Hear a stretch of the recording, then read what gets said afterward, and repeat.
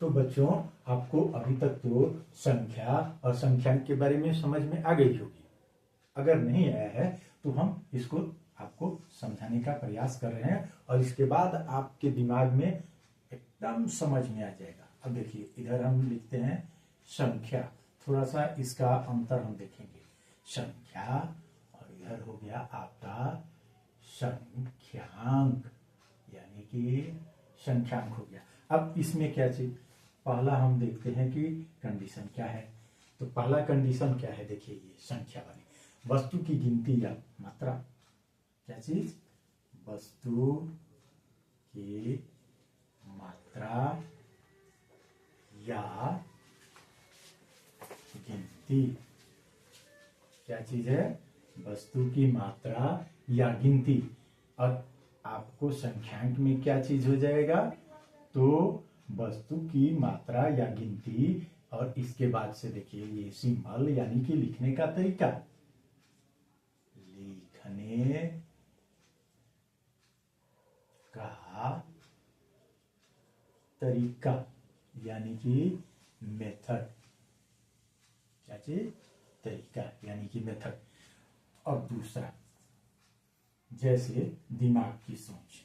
क्या चीज, दिमाग की सोच, यानी कि दिमाग में जो हमारे आया वो सोच है ना, ये हो गया।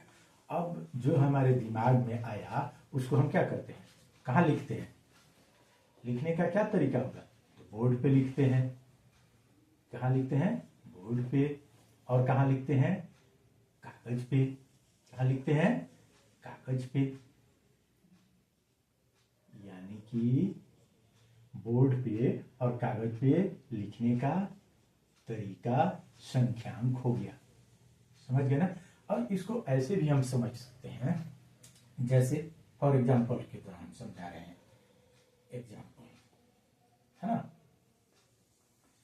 जैसे मान लीजिए कि हमारे दिमाग में ये चीज आया कि एक टोकरी है, उसमें मात्रा कितनी है, क्वांटिटी कितनी है, तो क्या चीज उसमें है, तो आम है। तो जैसे मान लीजिए कि हमारे टोकरी में कितने आम हो गए, तो एक, यानी कि ये गिनती हो गई हमारी कि कितनी आम है, तो एक, है ना।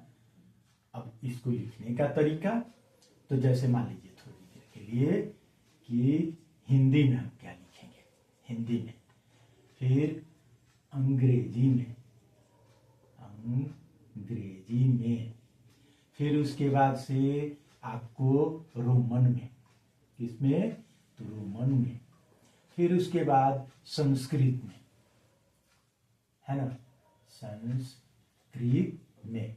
यानी कि ये आपकी जो संख्या क्या हो गई, एक हो गई, है ना। तो इसको हिंदी में कैसे लिखेंगे, एक, एक, अंग्रेजी में ONE1, है ना, और रोमन में एक, ऐसे, और संस्कृत में एकम, यानी कि एकम। मेरी बात को तो आप लोग समझ गए होंगे। दूसरा एक और उदाहरण ले लेते हैं, 5। 5 को हम कैसे लिखेंगे, तो 5 हो गया। उसके बाद से अंग्रेजी में FIVE, यानी कि 5, और इसके बाद से रोमन में ये हो गया आपका 5, और संस्कृत में पंचम, यानी कि पंचम। मेरी बात को समझ गए हैं ना। अब ये सारी बात जो आपने समझी, इसके बाद मैं आपसे यही कहना चाहता हूं कि गणित की जो हमने शुरुआत की थी और की है, इसको आगे बढ़ाएंगे। और एक एक चीज मैं ये दावा के साथ कहता हूं कि अगर आपको समझ में ना आए तो मेरा वीडियो देखना आप छोड़ दीजिएगा, लेकिन वीडियो पहले पूरा देखिए, समझिए। मैं आपको आसान से आसान तरीके में समझाने का प्रयास कर रहा हूं। और मेरा अगर वीडियो आपको अच्छा लगे तो इसको लाइक, सब्सक्राइब एवं शेयर जरूर कीजिएगा। धन्यवाद।